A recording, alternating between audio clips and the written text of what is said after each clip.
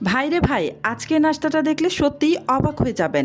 তাও আবার ঘরে থাকা অতি সাধারণ কিছু উপকরণ দিয়েই এত হেলদি, এত টেস্টি আর দেখতে এত সুন্দর হবে যে একবার বানালে বারবার বানাতে ইচ্ছে করবে। ভিডিওটা শেষ পর্যন্ত দেখুন, তারপর বলবেন এত সহজে এত দারুণ নাস্তা আগে কেন বানাইনি। প্রথমে আমি এখানে একটা ছোট বাটি মেপে 1 বাটি পরিমাণ কুচানো আলু আর 1 বাটি পরিমাণ কুচানো মিষ্টি কুমড়ো নিয়েছি। এবার কোচানো আলু আর মিষ্টি কুমড়ো দুটোই দিয়ে দিচ্ছি একটি বড় বাটির মধ্যে। এবার এখানে কিছু উপকরণ যোগ করব। প্রথমেই দিয়ে দিচ্ছি পেঁয়াজ কুচি একটি বড় সাইজের, কাঁচামরিচ কুচি 1.5 টেবিল চামচ পরিমাণ, আর আদা কুচি দিয়ে দিচ্ছি 1/2 চা চামচ পরিমাণ। এবার দিয়ে দিচ্ছি একটি ডিম। এবার এই সমস্ত কিছু একসাথে কিছুক্ষণ নেড়েচেড়ে মিশিয়ে নেব, ভালো করে মিশিয়ে নিতে হবে। তো এই পর্যন্ত যারা যারা আমার ভিডিওটা দেখতেছেন প্লিজ আমার ভিডিওতে একটা লাইক দিয়ে দিবেন। আর আমার চ্যানেলে যদি আগে থেকেই সাবস্ক্রাইব করে দেওয়া না থাকে প্লিজ আমার চ্যানেলটি সাবস্ক্রাইব করে পাশে থাকা বেল আইকনটি অন করে রাখবেন। এতে করে যখন আমি নতুন নতুন রেসিপির ভিডিও আপলোড করব তখন সাথে সাথেই আপনার ওখানে নোটিফিকেশন পৌঁছে যাবে।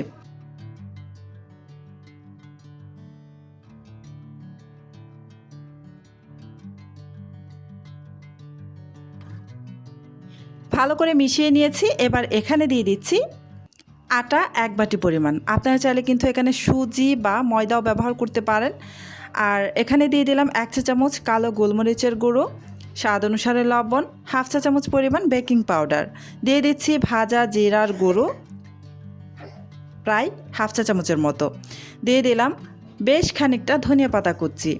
এবার এখানে অল্প পরিমাণে পানি দিয়ে এবার ভালো করে মিশিয়ে নিচ্ছি।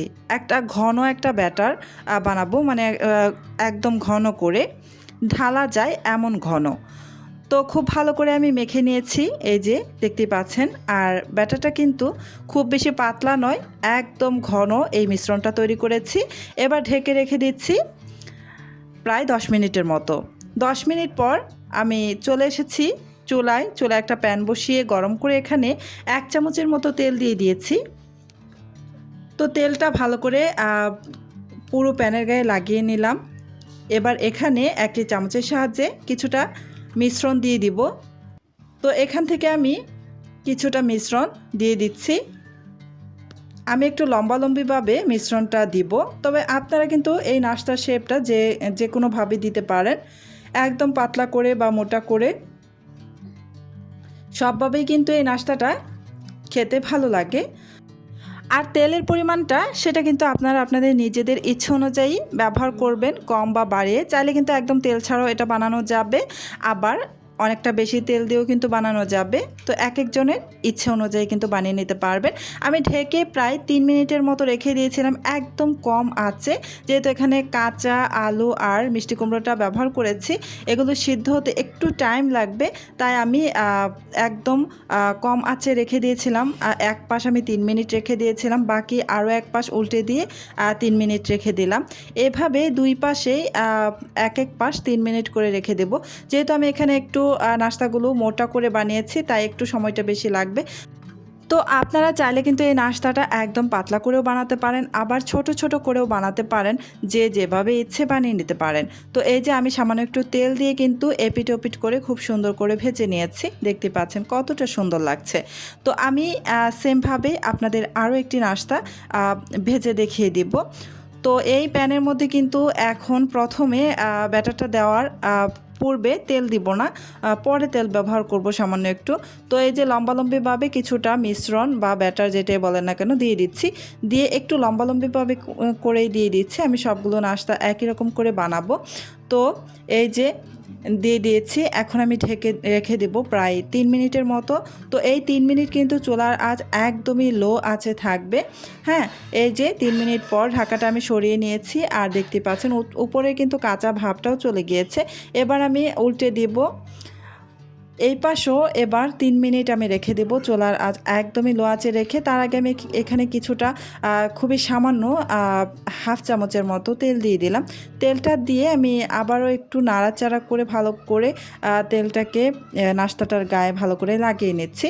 এবার ঢেকে রেখে দেব আরও 3 মিনিটের মতো। ফিরে আসছি আরও 3 মিনিট পর।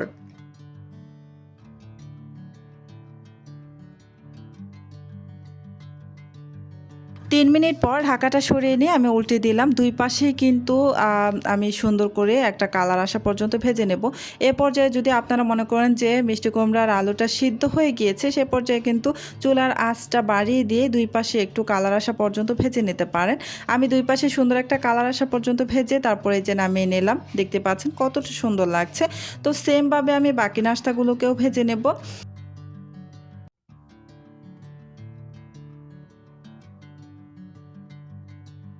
দেখলেন তো, ঘরে থাকা অতি সাধারণ কিছু উপকরণ দিয়েই কত হেলদি, টেস্টি আর দারুণ মজাদার একটি নাস্তা তৈরি হয়ে গেল।